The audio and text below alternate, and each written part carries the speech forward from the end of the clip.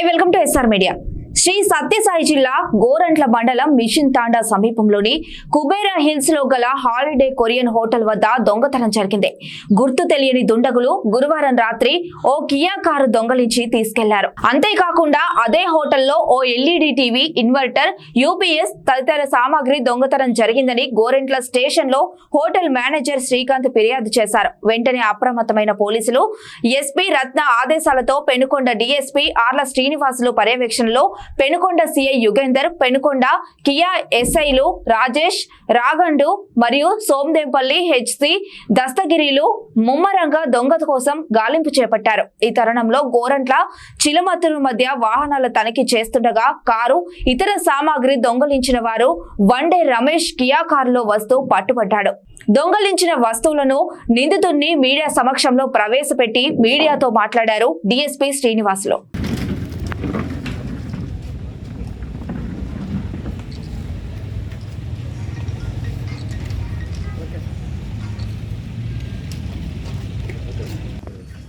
Welcome 8వ తారీఖు రాత్రి 9 నుంచి 10 గంటల మధ్యలో ఈ సోమందేపల్లి మన పాలసముద్రం క్రాస్ దగ్గర మిషన్ తాండా దగ్గర ఈ కుబేరా హిల్స్ అని చెప్పేసి హాంకాంగ్ హాలిడే కొరియన్ హోటల్ అవుతుంది. హోటల్ కమ్ రెస్టారెంట్ అంతా వాళ్ళ ఎంప్లాయీస్ అంతా వచ్చి అక్కడ ఫుడ్ తీసుకుంటారు, స్టే చేస్తారు. అక్కడ ఒక కియా క్యారెన్స్ కారు పోయిందని చెప్పేసి మనకు సమాచారం వచ్చింది. తర్వాత వాళ్ళు వెరిఫై చేసుకుని మనకు ఫిర్యాదు ఇచ్చారు, కారు ఎవరో దొంగిలించారని చెప్పేసి. దాదాపు దాని విలువ 14,60,000 అవుతుంది. న్యూ మోడల్ అది, లాస్ట్ ఇయర్ మోడల్. దాని మేరకు ఏసీ గారు మధ్యరెడ్డి గారు కేసు నమోదు చేయడం జరిగింది. కేసు నమోదు చేసిన తర్వాత ఈ విషయం మేము మా జిల్లా ఎస్పీ గారు మేడం గారు చెప్పడం జరిగింది. మేడం గారు సీరియస్గా తీసుకొని నా ఆధ్వర్యంలో, అంటే ఇప్పుడు ఉన్న డిఎస్పీ ఆధ్వర్యంలో ఇన్ఛార్జ్ సిఐ గారు యుగేంద్ర గారు, సిఐ గారు నిలబట్టి ఆయన ఇన్ఛార్జ్ ఉన్నారు. ఆయన తర్వాత SI Penukonda SI Rajesh and Kia SI మన రంగరెడ్డి యాదవ్, ఏఎస్ఐ మధ్యరెడ్డి, కానిస్టేబుల్స్ వీళ్ళంతా కూడా ఒక టీమ్గా ఏర్పడి 48 అవర్స్లో దీన్ని డివిజన్ జరిగింది. ఎస్పీ గారు పర్సూ చేశారు ఎవరి ఎవర్ మేడం గారు. ఎందుకంటే కాస్ట్ ఎక్కువ కాబట్టి, ప్రాపర్టీ వాల్యూ ఎక్కువ. అదే సెకండ్ అఫెన్స్ అక్కడ. ఆల్రెడీ ఇంతకుముందు కూడా పోయిన నెల 20వ తారీఖు 2 టీవీలు, తర్వాత 2 ఇన్వర్టర్లు, బ్యాటరీలు, 2 ఇన్వర్టర్లు అయిపోయాయి మొత్తం సేమ్ ప్లేస్ నైట్ టైం. దాని మీద కూడా మన కేసు నమోదు చేశారు గవర్నమెంట్లో ఈ కేసులో. కానీ ఆ కేసులో అప్పటికి ఇంకా ఎవరు మనకు పత్తా కాలేదు.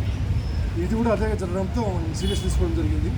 తీసుకొని మొత్తం టెక్నికల్గా తర్వాత మనకున్న సమాచారాన్ని బట్టి నిధులు మన రమేష్ వచ్చేసి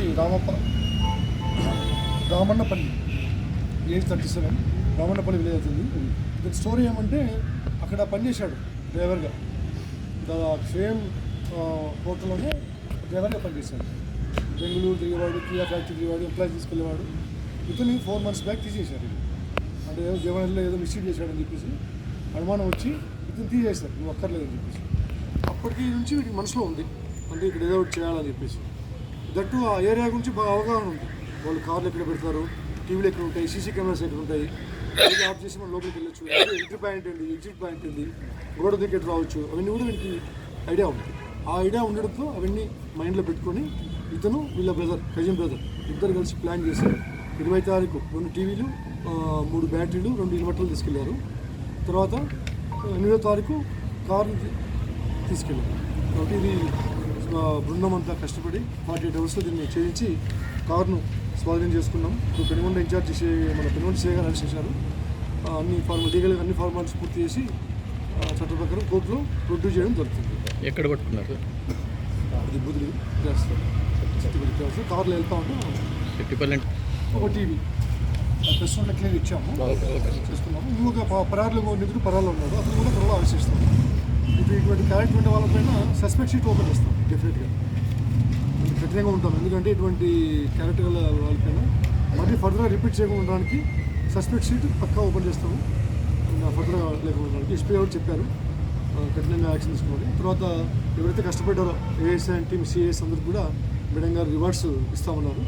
అది మీకు షేర్ చేసుకుంటారు, ఎందుకంటే బాగా కష్టపడ్డాము. ఈవెన్ నేను సిఐలు ఇద్దరు తర్వాత ఎస్ఐలు వెంటబడి చేయడంతో ఇది త్వరగా డిటెక్ట్ అయ్యింది. ఇప్పటి నుంచి ఇట్లే ఉంటుంది సిస్టమ్ అంతా. ఏదైనా నేరమైనా వదిలిపెట్టే ప్రసక్తి లేదు. నేరస్తులు వెంటబడి వాళ్ళను డెఫినెట్గా ఐడెంటిఫై చేస్తాం.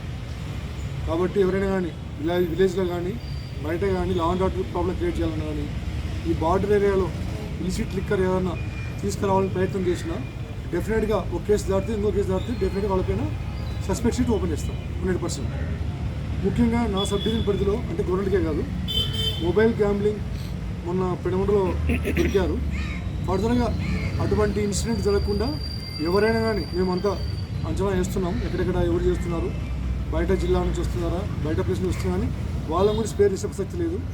వాళ్ళపైన కూడా సస్పెక్ట్ షీట్లు ఓపెన్ చేస్తాం. ఆల్రెడీ రికార్డులు ఉండే వాళ్ళపైన లేకపోతే వాళ్ళపైన చేస్తాం.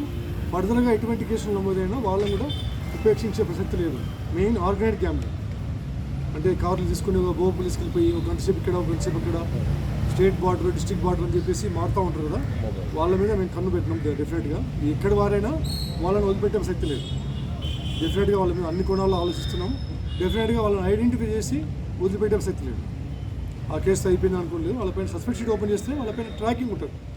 ఎక్కడున్నా కానీ సపోజ్ ఇక్కడ ఓపెన్ చేస్తాం, హిందూపూర్ ఉంటాడు, అక్కడ కూడా పంపిస్తాం. వాళ్ళు వాచ్ చేస్తుంటారు వాళ్ళ మూమెంట్స్. అనంతపూర్లో ఉంటాడు, వాళ్ళ పైన వాచ్ చేస్తుంటారు. కాబట్టి ఇవన్నీ కూడా దృష్టిలో పెట్టుకొని ఎవరైనా కానీ ఇటువంటి చర్యలు పాల్పడాలని భావిస్తే మాత్రం డెఫినెట్గా జాగ్రత్త పడాల్సిందే. వాళ్ళపైన కఠిన చర్యలు తీసుకొని చెప్తాం. ఏం రావాలి పేరెంట్ పెట్టండి.